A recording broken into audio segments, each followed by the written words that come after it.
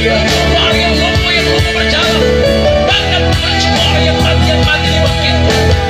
Tuhan yang kami sembah tidak pernah berubah dari dulu, sekarang dan sampai selama-lamanya. Tidak akan pernah berubah.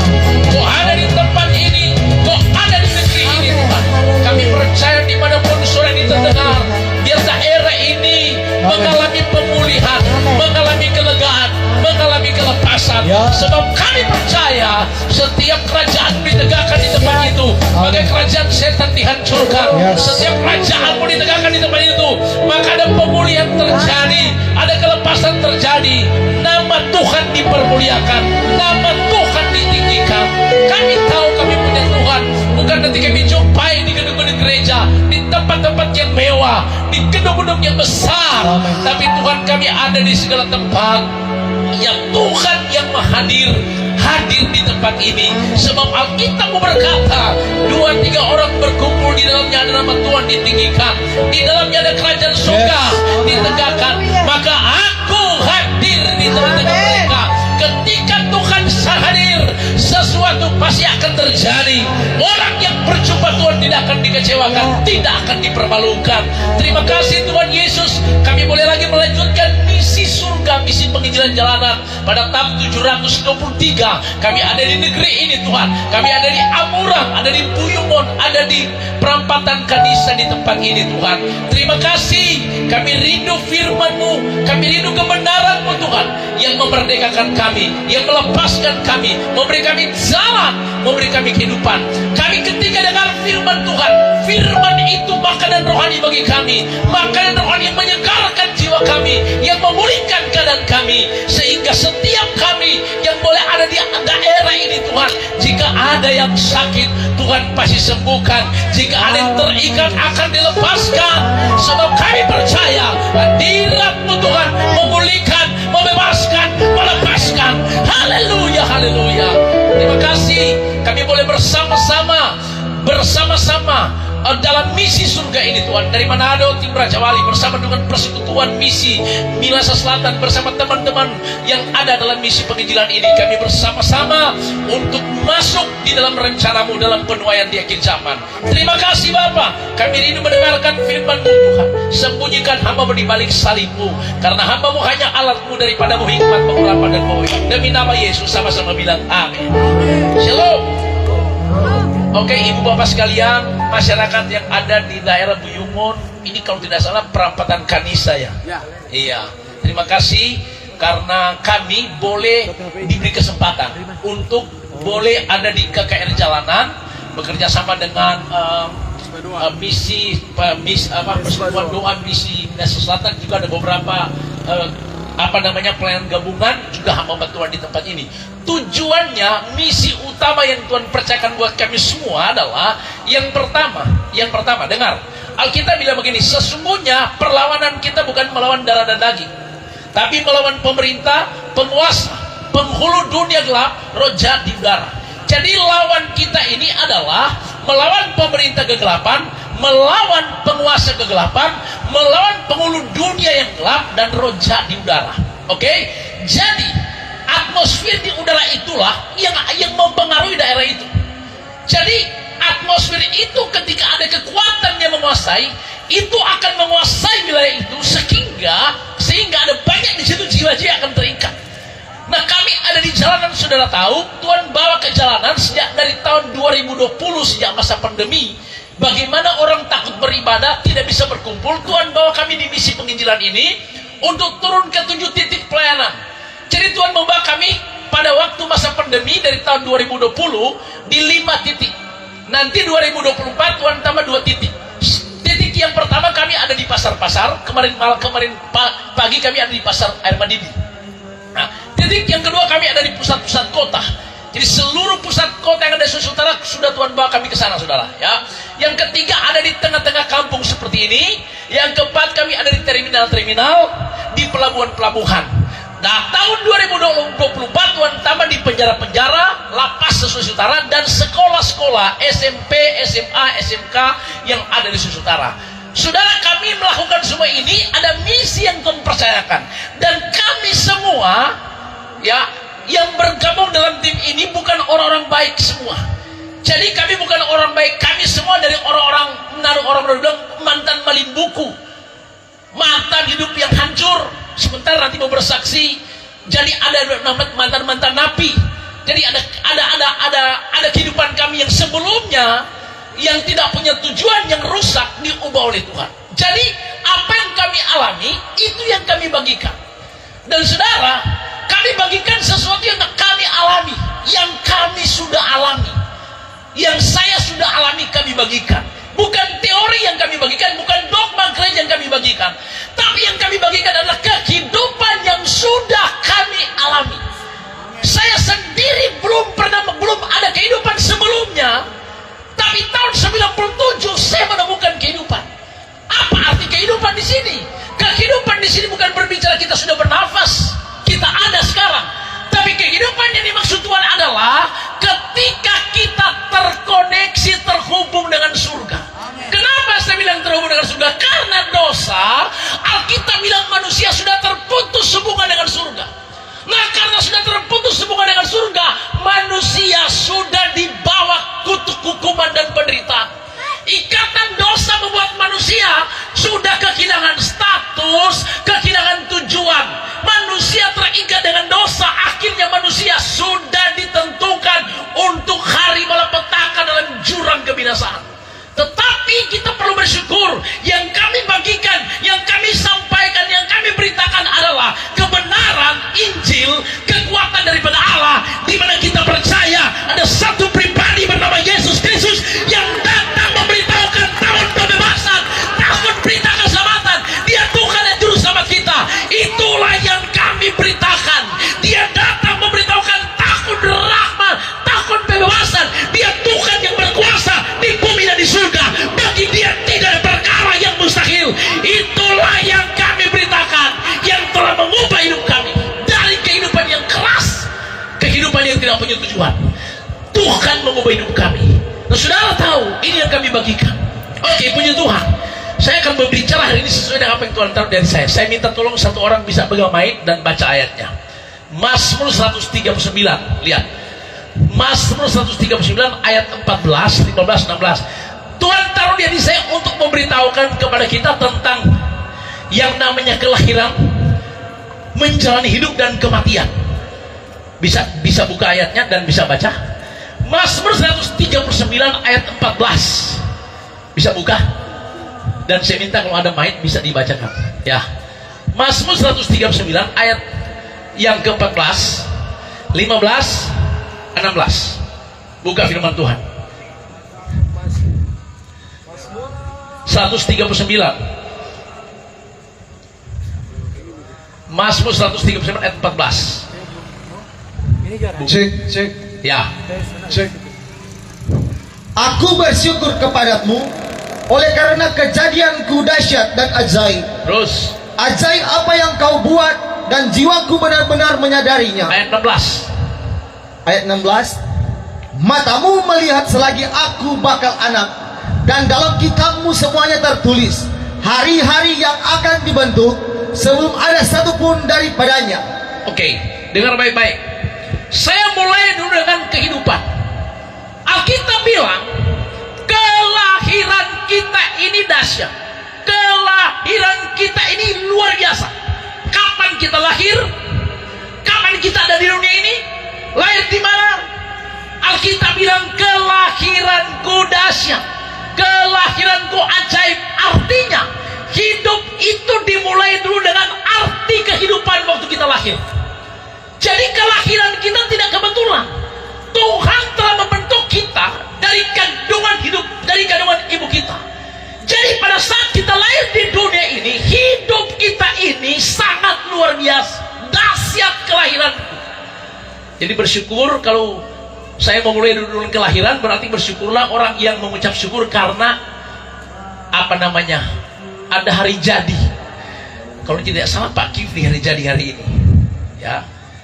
Jadi orang bersyukur itu karena ulang tahun, berarti dia menyadari hidup ini bahwa kita ada di dunia ini bukan kebetulan. Kenapa kita perlu bersyukur atas hidup ini? Kenapa kita bersyukur atas kelahiran kita? Makanya setiap orang ulang tahun dia harus merayakannya. Kenapa?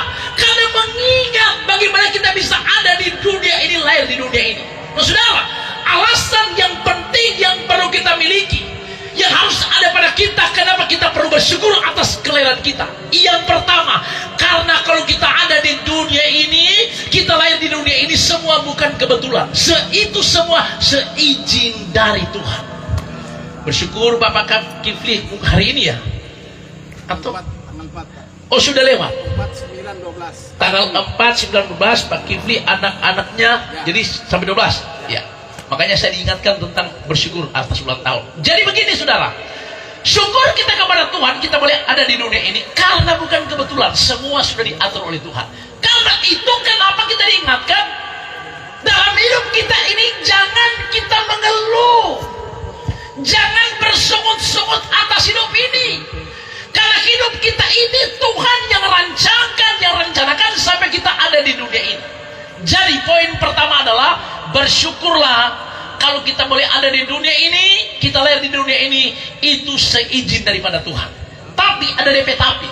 Karena dosa yang masuk di Taman Eden, Kejadian pasal 3, Alkitab bilang kehidupan kita yang berarti, kehidupan kita yang berharga, hilang harganya, hilang artinya karena dosa.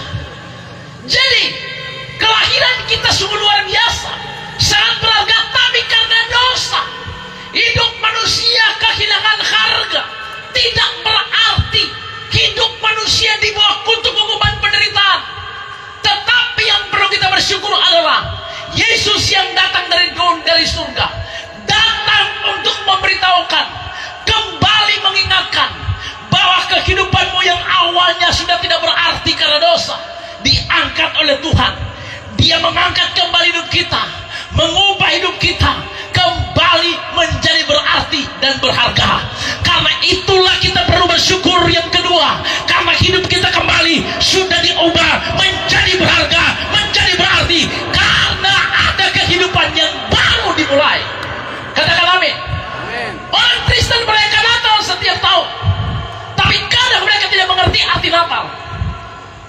Saya singgung sedikit tentang Natal. Natal itu bicara Yesus lahir dalam dunia ini untuk mengingatkan kita, jangan kamu takut, sebab ada kesukaan besar bagimu. Lahir bagimu sang juru selamat di kota Daud. Artinya kalau bicara Natal, Natal itu adalah keselamatan sudah kita miliki. Yang kedua, Natal bicara kehidupan yang baru telah dimulai, yang lama telah berlalu, yang baru telah datang. Jadi kalau rayakan Natal tapi masih hidup dalam kegelapan, dalam kehidupan yang lama, berarti kita tidak bisa merasakan, menikmati kuasa daripada Natal itu. Karena itu Natal adalah kehidupan yang baru telah dimulai, yang lama telah berlalu, yang baru telah datang. Hari ini kami mau beritahukan ada kehidupan yang baru yang harus kita mulai. Itu hanya lewat jalan pertobatan, jalan kesadaran untuk kembali hidupmu jadi berarti dan berharga. Kita perlu sadar, datang pada jalan itu namanya pertobatan. Beri tepuk tangan dia beliau begitu. Katakan haleluya. Setelah kita temukan jalan pertobatan, maka hidup kita akan jadi berarti. Ingat, di luar Yesus binasa, di luar Yesus hidup tidak berarti, di luar Yesus hidup dalam kutuk hukuman, di luar Yesus hidup dalam tekanan, di luar Yesus hidup dalam kegelapan. Tapi dalam Yesus kehidupan yang baru telah dimulai, perjalanan hidupmu diatur oleh Tuhan. Ada terang Tuhan bersinar atasmu, ada kemuliaan Tuhan dinyatakan dalam hidup kita setiap hari. Karena hidup kita telah menemukan status, aku bukan lagi manusia lama, tapi jadi manusia baru. Manusia baru telah dimulai, berarti hidupmu jadi berarti. Jadi kelahiranmu, kehidupan kita menjadi berarti ketika hidup di dalam Yesus. Kami ada di sini untuk memberitahukan, kami sudah menerima, kami sudah mendapatkan kehidupan yang berarti, yang punya tujuan. Berarti kalau ada di antara kita yang belum temukan jalan, belum temukan hidup yang berarti, saatnya temukan hidup yang berarti lewat cara membuka hati. Biarkan Yesus menutup pintu hatimu, dia akan masuk mengubah hidup kita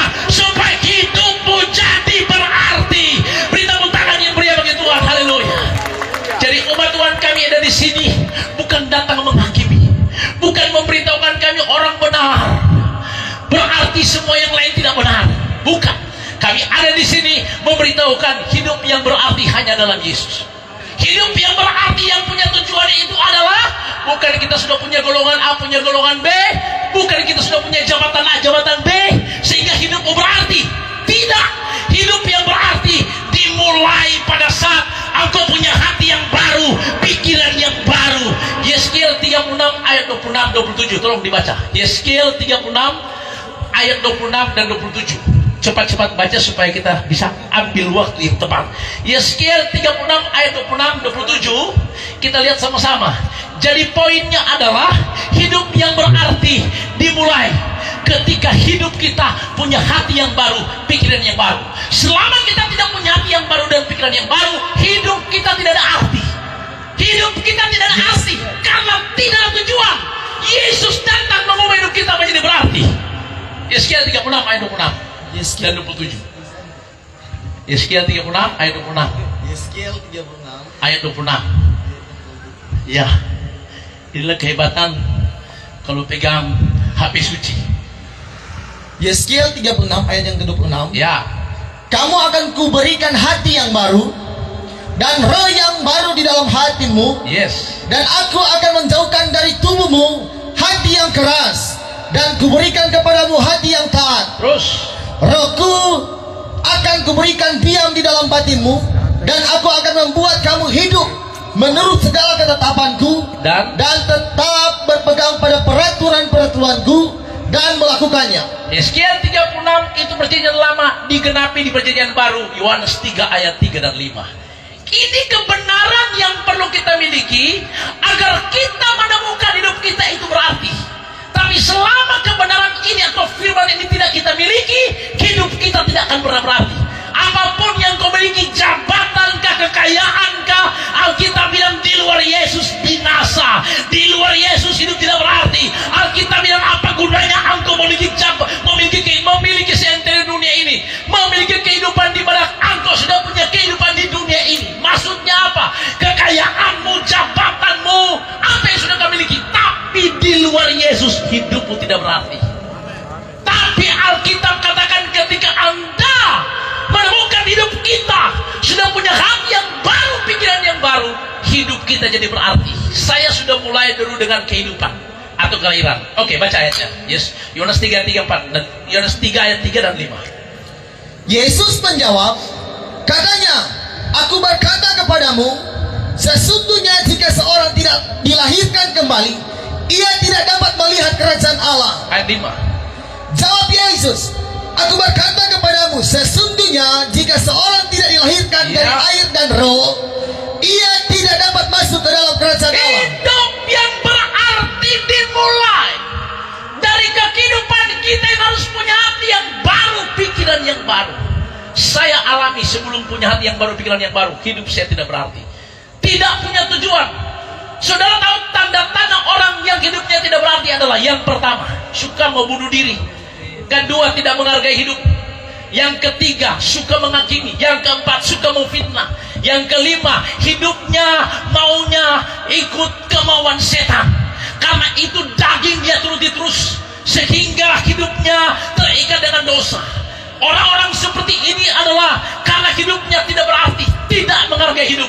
Tapi Yesus berkata, Dia Tuhan yang datang kepada kita semua dan menawarkan jalan kehidupan yang berarti lewat kehidupan yang baru dimulai. Karena Alkitab katakan ketika darah Yesus tertumpah, darah Tuhan tertumpah, hidupmu dibayar dengan darah yang sangat mahal, sehingga hidupmu jadi berharga di mata Tuhan. Bilang sama-sama haleluya. Bilang kiri kanan, hidupmu berharga di mata Tuhan. Karena dibayar dengan darah yang sangat mahal. Dibuka dengan doa tadi, darah Yesus berkuasa.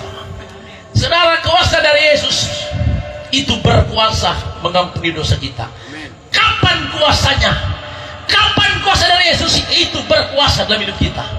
1 Yohanes 1 ayat 9 berkata, jika kamu mengaku dosa, Dia setia dan adil akan mengampuni dosamu.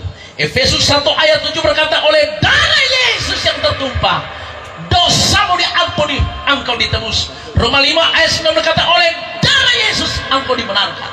Ingat baik-baik, tidak ada pengampunan tanpa pengakuan.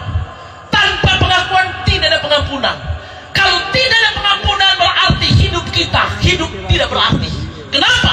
Karena ketika dosamu tidak diampuni, kita akan terikat dan kita akan dibelenggu oleh dosa. Dosa berkuasa. Nah, karena kalau dosa sudah berkuasa dan tidak ada kesadaran, akibatnya maut. Kami datang di sini untuk datang menyampaikan supaya jangan ada maut yang berkuasa di hidup kita. Karena maut itu berkuasa mengikat kita karena kita tidak punya kesadaran. Tapi waktu firman disampaikan, Roh Kudus menyadarkan kita, kita diingatkan supaya sadar berbalik, maka hidupmu akan jadi berarti. Bilang haleluya. Puji Tuhan. Saudara, ini sudah jam 10. Tapi saya lihat jemaat masih respon besar. Nah, biasanya kalau saya khotbah biasanya ada 4 hal. 4 hal itu biasanya 1 jam 1 hal, 4 jam 4 hal. Jadi kalau orang sampai jam 5 pagi sini akan jadi hal. Tetapi di kerajaan surga tidak ada hal. Yang pasti sini semua akan menemukan tujuan hidup. Amin, saudara. Tanda-tanda orang tidak ada kehidupan, stres, depresi, emosi, iri hati, dengki, mabuk-mabukan, pesta pora. Saya dulu seperti itu, kami dulu seperti itu. Tidak menghargai hidup karena tidak mengerti arti hidup. Tetapi Yesus datang mengubah hidup kita menjadi berarti. Jadi poin yang pertama adalah temukan hidup di dalam Yesus. Hidupmu akan jadi berarti.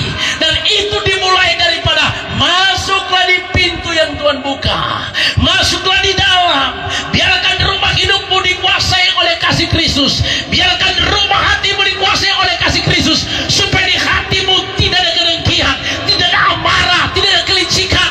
Tetapi di hatimu ada damai, ada ketenangan, ada sukacita dari surga. Itulah arti kehidupan yang Tuhan berikan buat kita. Bilang haleluya. Haleluya. Yang kedua, tadi saya bicara kelahiran. Sekarang saya bicara tentang menjalani hidup. Ingat, Mazmur 37 ayat 23 berkata, Tuhan menetapkan langkah-langkah orang yang hidupnya berkenan kepadanya. Yesaya 49 ayat 16 berkata, lihat, aku melukiskan engkau di dalam telapak tanganku, tembok-tembokmu di ruang mataku. Dengar baik-baik, hidup di dalam Yesus, perjalanan hidupmu akan disertai, diatur oleh Tuhan. Dia Immanuel yang tidak pernah meninggalkan kita. Tapi ingat, di dalam Anda mengirim perjalanan hidupmu sebagai pribadi, sebagai berumah tangga, anak muda, ada satu oknum yang tidak senang, bahkan mau menghancurkan kita. Namanya si iblis atau setan, atau saya sebut setan kredit. Kenapa saya bilang setan kredit, saudara? Karena biasanya setan kredit itu begini, berdosa sedikit, tiba-tiba sudah mulai tidak takut. Setelah itu lakukan dosa berikutnya, sudah tidak takut. Dia mulai kredit terus. Nah, kalau dosa sudah matang, tidak bisa dapat bayar. Nah, makanya kita ditebus dengan darah Yesus. Kenapa? Karena sudah tergadai kepada setan. Karena utang apa? Dosa. Tapi perjalanan hidupmu senantiasa Tuhan yang mengatur. Dia yang menyertai. Pertanyaannya, bagaimana supaya hidup kita, perjalanan hidup kita itu diatur oleh Tuhan? Yohanes 10 ayat 10 berkata begini, iblis datang hanya untuk mencuri, membunuh, dan membinasakan. Aku datang supaya engkau memiliki hidup dalam segala kelimpahan. Ingat, di hidup kita ada 2 kerajaan yang sedang kita hadapi. Kerajaan surga dan kerajaan iblis. Perhatikan, ada 2 yang kita hadapi, 2 kerajaan. Kerajaan surga, kerajaan setan, terang dan gelap. Ingat, saudara, ini 2 hal ini tiap hari akan mempengaruhi kita. Kekuatan kuasa kerajaan dan kuasa kerajaan setan. Pada waktu engkau tidur malam, di saat membangun pagi, ada 2 malaikat di kamar saudara. Ada malaikat surgawi, ada iblis. Ya. Pada saat kita membangun pagi, itu iblis dan itu malaikat surgawi Dorang dua bercerita. Itu malaikat bilang begini, iblis, mana lihat dia mau bangun pagi langsung cari Tuhan, karena dia anak Tuhan, dia sadar dia anak Tuhan, langsung berdoa pasti dia. Iblis bilang begini, nanti lihat, tadi malam dia lupa berdoa, kita kasih mimpi jahat tadi malam. Nah, jadi pada saat kita bangun pagi, pilihan ada pada kita, mau langsung cari Tuhan atau cari HP. Kalau kita lupa berdoa, mimpi jahat. Bangun pagi langsung ambil HP, langsung status mimpi jahat. Bangun pagi bukan cari Tuhan, cari HP. Itu kenapa? Karena sepanjang hari kita tidak sadar kita sedang terkendali oleh kekuatan daripada pengaruh dunia, membuat kita lupa berdoa, lupa baca Alkitab. Nah, setiap hari hidup kita dalam dua pengaruh. Kami ada di sini, kami diutus Tuhan di sini, hamba Tuhan bikin ibadah di sini, agar semua kita di sini terpengaruh oleh kerajaan surga, agar di dalamnya kita mendapatkan kebenaran, kita dimerdekakan oleh kebenaran. Katakan amin. Jadi dua pengaruh, dua kerajaan yang mempengaruhi kita setiap hari. Dan hari ini kami ada di sini agar kuasa kerajaan itu mempengaruhi kita. Nah, saudara, di akhir zaman kita perlu tahu, kita hanya bisa kuat menghadapi begitu banyak tantangan-tantangan dunia kalau kita memiliki kekuatan rohani, kalau kita banyak mengkonsumsi perkara rohani. Ingat baik-baik, apa yang kau konsumsi itu menjadi kekuatan kita. Baca ayatnya dulu, Yakobus pasal 1 ayat 14. Mungkin Anda bertanya begini, Pak Pendeta, kenapa Anda pakai Alkitab? Kenapa Anda ada mimbar? Saudara, kami ada di jalanan nyenak bawa Alkitab, nyenak bawa Alkitab, nyenak bawa mimbar.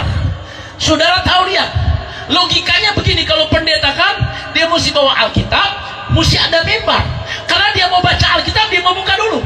Tolong semua ini nyenak bawa Alkitab, nyenak bawa mimbar. Karena kenapa? Karena firman itu ada di hidup kita, ada kebenaran dalam hidup kita, ada perkataan firman di mulut kita. Itulah yang ada pada kita, saudara. Iblis tidak bisa curi.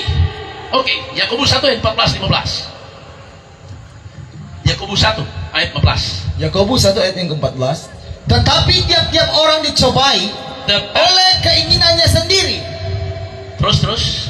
Karena ia diseret dan dipikat olehnya. Terus. Dan apabila keinginan itu telah dibuai, ia melahirkan dosa. Terus.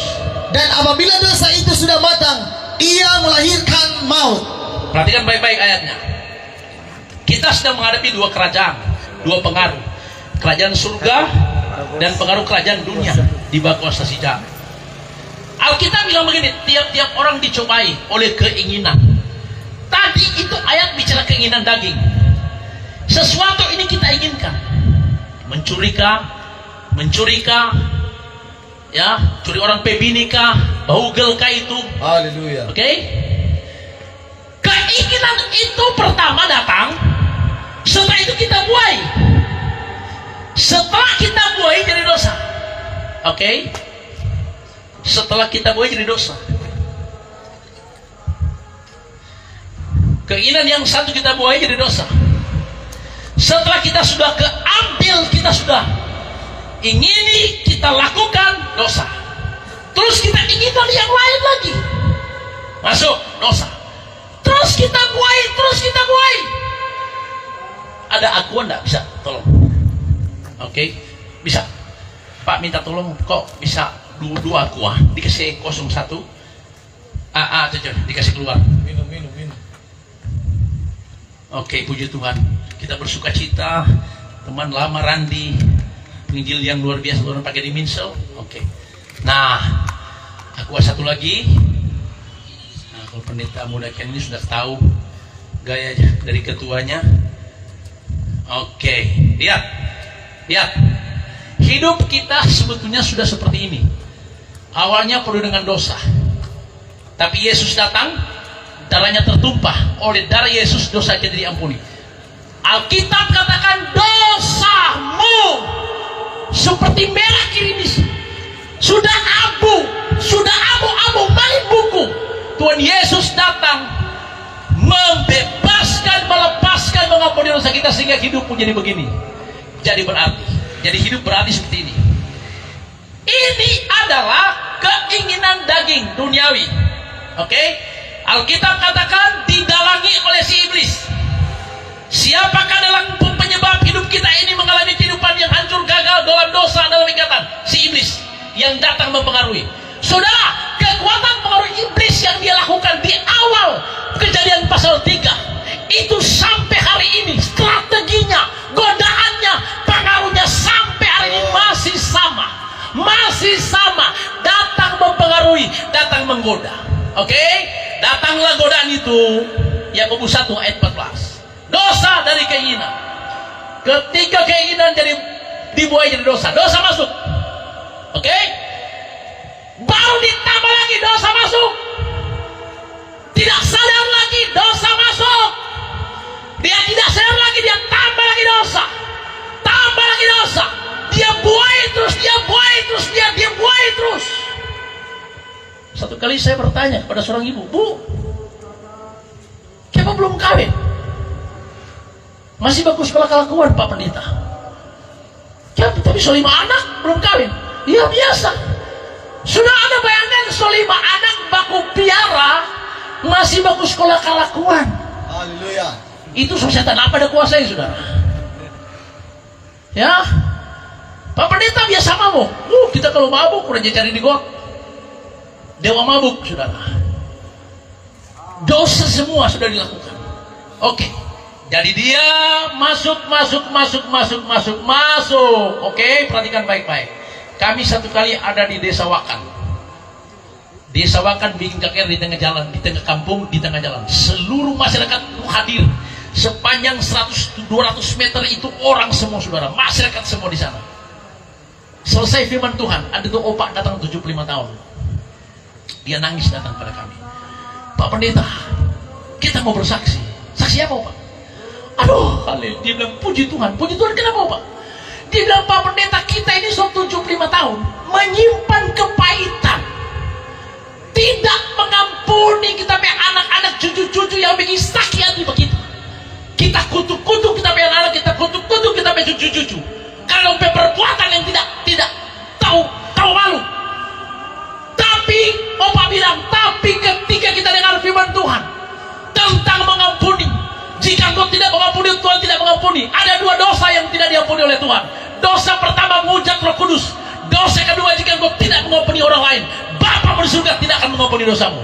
Jadi kalau dosamu tidak diampuni, tidak mengaku dosa, maka kalau kita bilang kau akan diberi ikatan kutuk hukuman dan mati masuk neraka.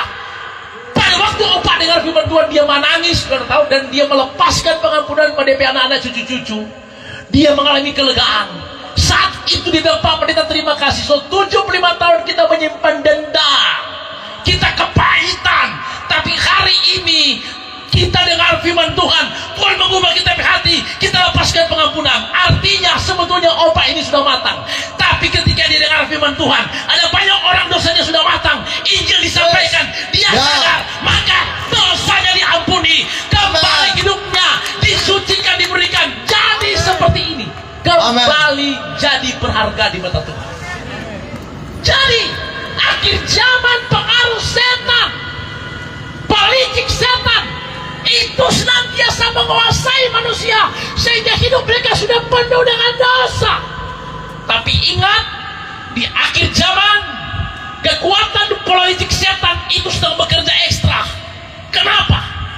Wahyu 12 ayat 12. Saya jelaskan Pak Saudara, kenapa kita perlu hamba Tuhan, perlu penginjil-penginjil, para pendoa-pendoa harus bergerak dan jangan terhentikan, harus lebih lagi penginjilan para pendoa syafat lebih lagi. Kenapa? Karena sudah waktunya kita menuai. Tuhan mau melimpahkan kuasa pengurapan api buat kita, menangkan banyak jiwa-jiwa. Kenapa? Karena ayat ini bilang apa? Karena itu bersukacitalah, hai sorga dan hai kamu sekalian yang diam di dalamnya. Celakalah kamu, hai bumi dan laut, hai bumi yang ada di dalam bumi manusia. karena iblis telah turun kepadamu dalam geramnya yang dahsyat. Kenapa? Karena ia tahu bahwa waktunya sudah singkat. Waktunya sudah singkat. Tuhan Yesus akan datang. Iblis Ya. tidak tahu kedatangannya. Dia tidak tahu, memang semua tidak tahu. Iblis tidak tahu, manusia tidak tahu kapan. Tapi menurut tanda-tanda, dan karena iblis tahu waktunya sudah singkat. 1 Yohanes 5 ayat 19. Ingat baik-baik. Kami ada di sini untuk mengingatkan. Miliki kehidupan yang berarti.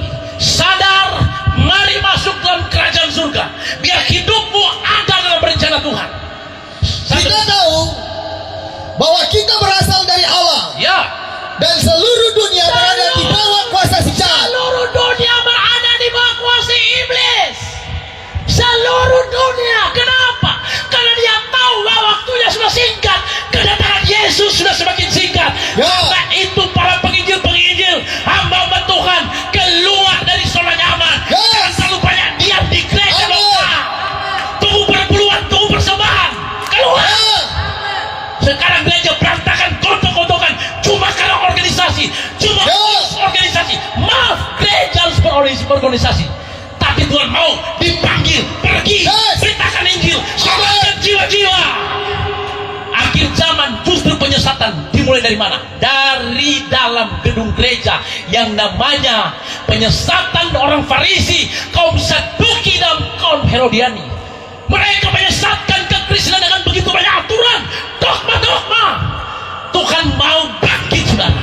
Karena iblis senantiasa dengan strateginya membuat ada banyak orang memiliki topeng-topeng atau selubung. Tapi hari ini topeng selubung terlepas karena kebenaran disampaikan. Kemerdekaan terjadi di tempat ini. Haleluya. Jadi hari ini kerajaan surga sedang ditegakkan di tempat ini. Kita sedang disadarkan berjalanlah bersama Tuhan dengan cara banyak mengkonsumsi perkara surgawi. Amin. Kalau tadi keinginan daging kita buai, sekarang keinginan roh kita buai. Keinginan roh kita buai. Kalau kita mau suka digerakkan berdoa, cepat berdoa. Waktu ada digerakkan baca Alkitab, cepat baca Alkitab. Langsung kabulkan keinginan saudara. Hari ini ketika para tim doa mengambil keputusan kita bekerja sama dengan Raja Wali Tim, kami mengambil keputusan untuk bersama-sama, berarti kita membuai pekerjaan roh di tempat ini. Ada haleluya, saudara. Jadi lahirnya hidup kita sangat berarti. Kedua, menjalani hidup ini sangat berarti karena ada Yesus yang menyertai. Yang ketiga, kematian kita sangat berarti. 1 Tesalonika 4 ayat 13 sampai 18. Terima kasih hambanya Randi yang rendah hati. 1 Tesalonika 4 ayat 13 sampai 18. Ayat ini khusus kepada kaum keluarga yang sedang berduka. Oke. Kedatangan Tuhan. Selanjutnya kami tidak mau, saudara-saudara, bahwa kamu tidak mengetahui tentang mereka yang meninggal, supaya kamu jangan berduka cita seperti orang-orang lain yang tidak mempunyai pengharapan. Terus. Karena jikalau kita percaya bahwa Yesus telah mati dan telah bangkit, maka kita percaya juga bahwa mereka yang telah meninggal dalam Yesus akan dikumpulkan Allah bersama-sama dengan Dia. Ini kami katakan kepadamu dengan firman Tuhan. Kita yang hidup, yang masih tinggal sampai kedatangan Tuhan, sekali-kali tidak akan mendahului mereka yang telah meninggal. Sebab pada waktu tanda diberi, yaitu pada waktu penghulu malaikat berseru dan sangkakala Allah berbunyi, maka Tuhan sendiri akan turun dari surga dan mereka yang mati dalam Kristus akan lebih dahulu bangkit. Sesudah itu kita yang hidup, yang masih tinggal akan diangkat bersama-sama dengan mereka dalam awan menyongsong Tuhan di angkasa. Demikianlah kita akan selama-lamanya bersama-sama dengan Tuhan. Karena itu hiburkanlah seorang akan yang lain dengan perkataan-perkataan ini. Hiburkanlah mereka yang ditinggalkan oleh Amin. orang yang meninggal. Karena Alkitab katakan orang yang meninggal dalam Yesus, Tuhan katakan saat kedatangan Yesus kali yang kedua, trompet berbunyi, mereka akan bangkit dari kematian. Amin. Mereka akan bangkit dari kematian, dan kita yang hidup yang masih tinggal akan diangkat bersama-sama. Karena itu hiburkanlah mereka.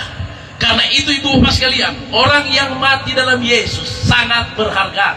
Amin. Sangat berharga. Orang yang mati dalam siapakah mereka yang mati dalam Yesus? Mereka yang mempunyai tanda dari surga. 2 Timotius 2 ayat 19 berkata, sesungguhnya materai yang teguh adalah Tuhan mengenal siapa kepunyaannya. Dengar, Wahyu 3 ayat 5 berkata, dan barang siapa menang, namanya tidak akan kuhapus dalam kitab kehidupan. Alkitab bilang namamu ada di surga. Waktu kau mati berakhir pertandinganmu, engkau tidak tercemar, engkau tetap benar, mengakhiri pertandingan dengan selesai. Namamu ada di surga, engkau pasti bangkit dari kematian pada saat Yesus datang kali yang kedua. Pertanyaannya adalah, engkau yang masih hidup, yang masih tinggal, apakah sampai hari ini Tuhan temukan kita masih terkoneksi? Apa kita masih berkenan di depan Tuhan atau tidak? Yang pasti kematian orang dalam Yesus itu sangat berharga, karena mengakhiri pertandingan dia tetap ditemukan Tuhan, namanya tidak di dalam hapus dan di dalam kitab kehidupan. Artinya pertandinganmu sampai akhir, sampai kau meninggal, engkau tetap bertahan sampai akhir. Dalam begitu banyak proses hidup, engkau tetap berkata, sekali Yesus tetap Yesus. Amen. Sekali Yesus tetap Yesus. Masalah persoalan boleh datang, tapi sekali Yesus tetap Yesus. Jangan jual Yesus. Amin, saudara. Jadi karena itu kita tidak perlu takut dengan kematian. Dunia di akhir zaman akan diperhadapkan dengan begitu banyak masalah persoalan. Akan muncul nabi-nabi palsu, guru-guru palsu. Akan muncul penyesatan-penyesatan. Akan muncul banyak antikris. Akan muncul penyakit sampar menular. Akan muncul virus-virus yang baru lagi. Tapi itu bukan baru, karena Alkitab bilang semua sudah tertulis di Alkitab bahwa akan ada penyakit sampar menular. Tapi semua itu tidak akan menimpa kita, karena hidup kita diatur oleh Tuhan, dipelihara oleh Tuhan, dibungkus oleh darah Yesus. Beri tepuk tangan yang meriah bagi Tuhan. Jadi kesimpulannya adalah, jadikan hidup ini, sadarlah akan hidup ini. Hidup ini berarti karena di dalam Yesus. Perjalanan hidupmu yang kau lalui, nikmati hidup ini karena hidupmu sangat berharga di mata Tuhan. Karena itu Mazmur 37 ada ayat 23. Setiap hari kita harus menyadari hidupmu, rumah tanggamu, masa depanmu, pekerjaanmu, usahamu diatur oleh Tuhan. Bilang kiri kanan, sadarlah hidupmu diatur oleh Tuhan. Sadarlah anak muda, jodoh Tuhan sediakan yang terbaik. Sadarlah pekerjaanmu, Tuhan berikan yang terbaik. Sadarlah usahamu, semuanya kalau kita menyadari diatur oleh Tuhan, kita tidak menjadi anak-anak Tuhan yang akan memburu, mengejar harta, takhta, dan jabatan. Tidak pernah habis-habisnya, tidak pernah puas-puasnya. Tapi orang di dalam Tuhan, nikmati saja hidup ini, karena Tuhanlah yang mengatur. Alkitab katakan berkat Tuhan yang membuat kaya, susah payah tidak dapat menambahi. Kita boleh berusaha, tapi kalau Anda berusaha sekuat tenaga sampai kita lakukan hal yang kotor, sampai kita mulai melakukan akal-akalan yang kotor, itu tidak mendatangkan damai di hati, tapi stres, depresi tiap hari. Tapi mari nikmati hidup ini, hidupmu diatur oleh Tuhan. Bilang lagi kanan, sadar. Bilang kiri kanan, sadar. Hidupmu diatur oleh Tuhan. Yang kedua, bilang kiri kanan, mari nikmati hidup ini. Nikmati. Sestrur, nikmati hidup ini. Mama, papa, anak-anak, nikmati. Jangan nikmati stresmu, depresimu, kepahitanmu. Jangan. Lepaskan semua. Nikmati. Tanda-tanda orang menikmati hidup dalam damai adalah dia pemuka berseri-seri. Tapi tandanya dia tidak menikmati hidup tapi tertekan dalam kepahitan, dia lihat dia pemuka sama nih Popaya Tono, penuh kepahitan. Hari ini kami ada di sini supaya kita dibebaskan. Jangan hidup dalam tekanan dan ikatan. Bebaskan hidupmu. Atmosfer sudah diubah hari ini. Daerah ini diubah. Umat Tuhan dari masyarakat di tempat ini menikmati hidup yang berarti karena ada kuasa kerajaan surga mengubah atmosfer tempat ini. Bilang sama-sama haleluya. Oke, puji Tuhan. Dia pakai kesimpulan, karena kesimpulan semua habis. Kalau berdoa tetap kuat berdoa, mau terus ini saudara, ya. Jadi kesimpulannya adalah dari sejak lahir kita harus menyadari hidupmu sangat berharga. Aku bersyukur sebab kelahiranku dahsyat. Perjalanan hidupmu setelah engkau lahir menjadi hidup sampai hari ini, Alkitab katakan hidupmu diatur oleh Tuhan. Sampai mati, Tuhan bilang, mengakhiri pertandingan, namamu ada di surga. Percayalah, ada kebangkitan nanti, engkau akan Yesus dalam doa ini adalah doa mujizat. Dimanapun surah ini terdengar, kami hamba Tuhan bersepakat mengangkat kedua tangan kami dan mendoakan buat semua mereka yang sedang sakit.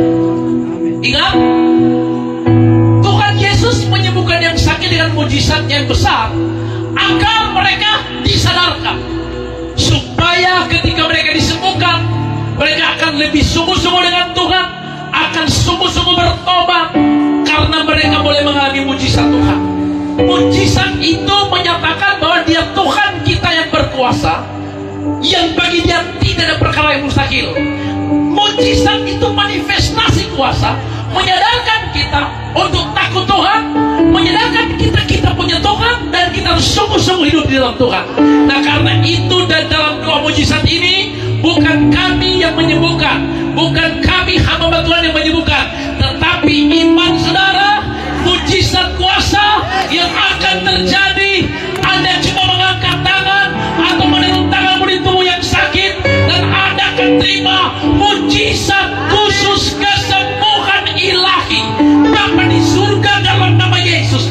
Dalam doa mujizat ini kami bersepakat berdoa hamba Tuhan, memohon kepadamu Tuhan, nyatakan kuasa-Mu, nyatakan mujizat-Mu, membebaskan mereka yang terikat dengan sakit penyakit kanker mereka, penyakit tumor, penyakit liver, penyakit dalam, penyakit jantung, atau apapun yang kau derita hari ini.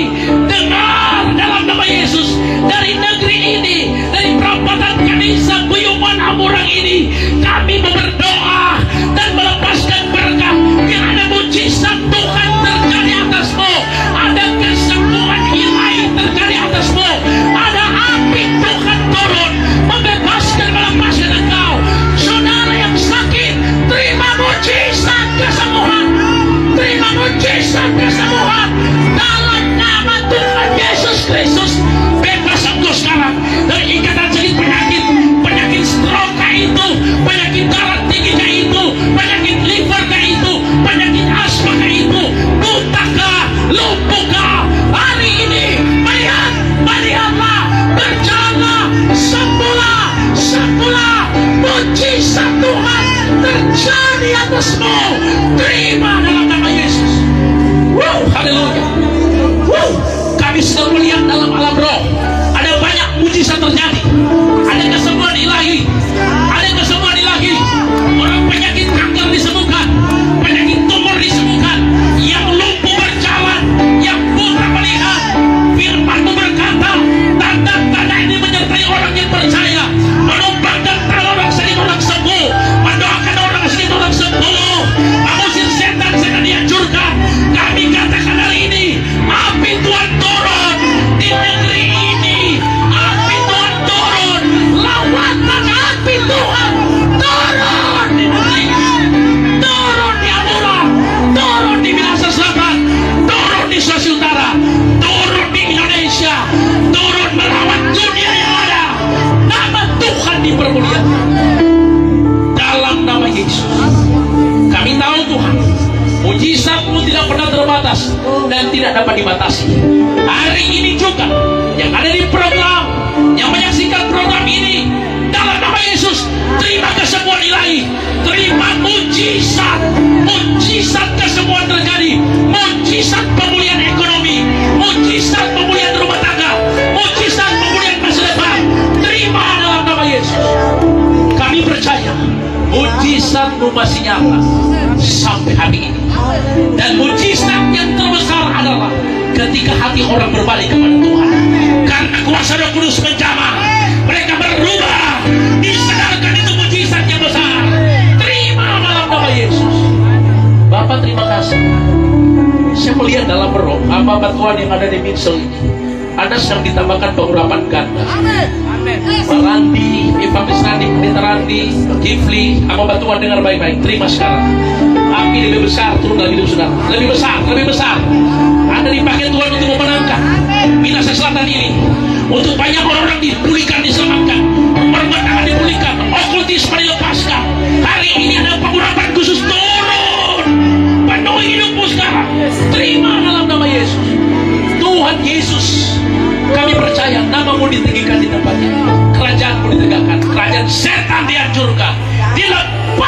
semua yang terikat.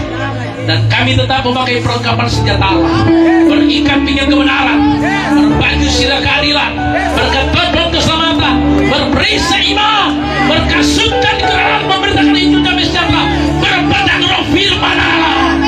Dalam nama Yesus kami mengucap syukur. Dalam doa mujizat ini sesuatu sudah terjadi.